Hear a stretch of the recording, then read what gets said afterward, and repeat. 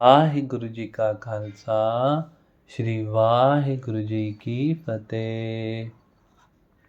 गुरुमत शहीद बाबा दीप सिंह जी। गुरु सिखों की बढ़ती ताकत और गुरुमती प्रचार के दुख में मुगल बादशाह और उसके वजीरों की नींद हराम हो गई है।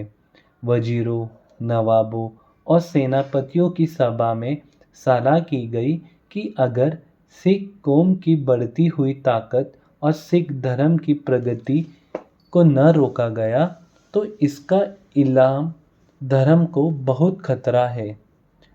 सलाह में जाकिरी खान द्वारा सिख से समझौता करके इनको शास्त्र रहित करने का फैसला किया गया।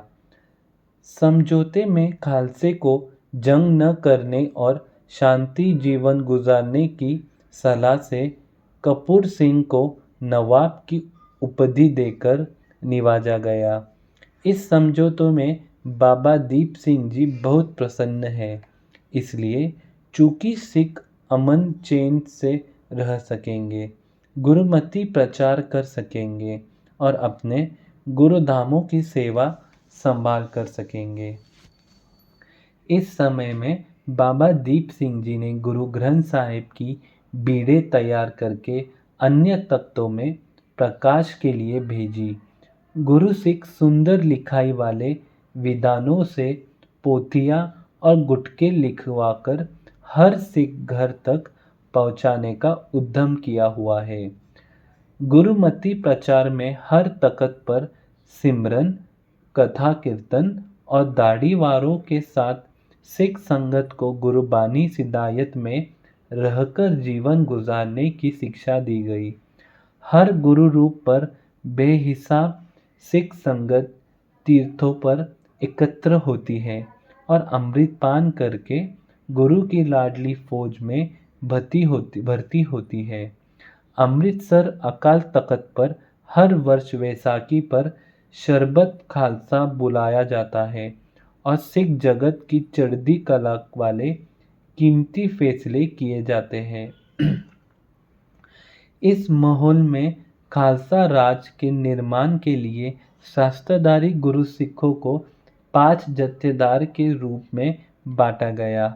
आने वाले वक्त की नवबत को देखते हुए हर जत्थे को अपनी ताकत में बढ़ोतरी करने की हिदायत दी गई। बाबा दीप सिंह जी को तरना दल का मुख्य जत्थेदार मनोनीत किया गया। इस समझौते का सिख कौम को बहुत फायदा हुआ। एक तो हर सिख को गुरुबानी में सिक्की सिद्धियों को समझने की कृपा हुई।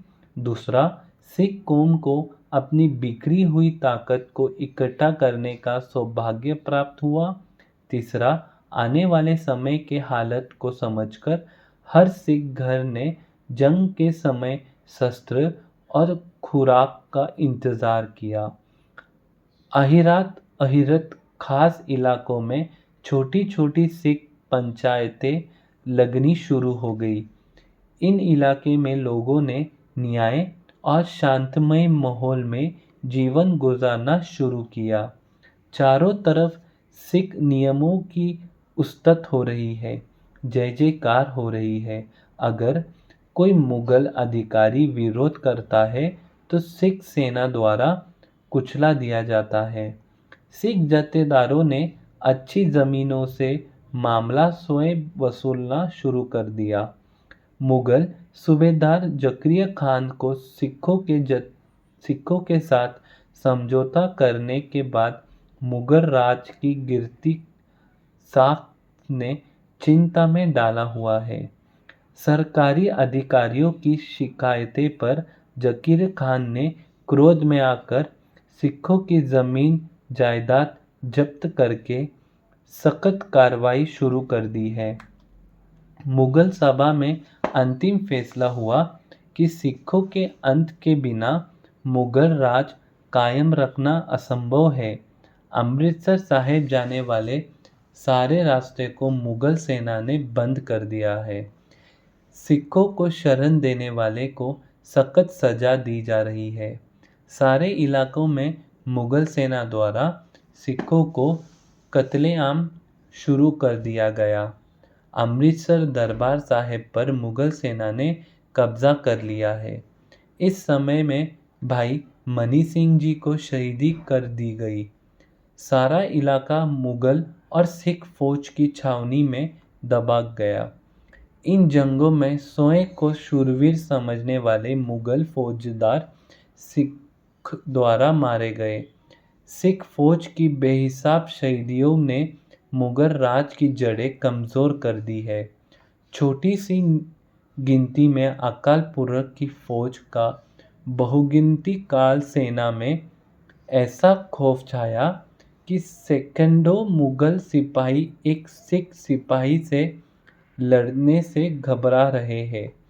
इन जंगों में भाई मनी सिंह जी के अलावा भाई बोता सिंह, भाई गरदा सिंह, भाई सुकत सिंह, भाई महिताब सिंह, भाई तारू सिंह जैसे महान गुरु सिखों ने गुरु जी के चरण में शीश भेंट किया। गुरु जी का फरमान है, कबीरा मरता मरता जग मुआ, मरी भी न जाने कोई, ऐसी मरनी जो मरे बहुर न मरना होई। वाहिगुरु जी का खालसा, श्री वाहिगुरु जी की फतेह। धन बाबा दीप सिंह जी महाराज, धन बाबा दीप सिंह जी महाराज।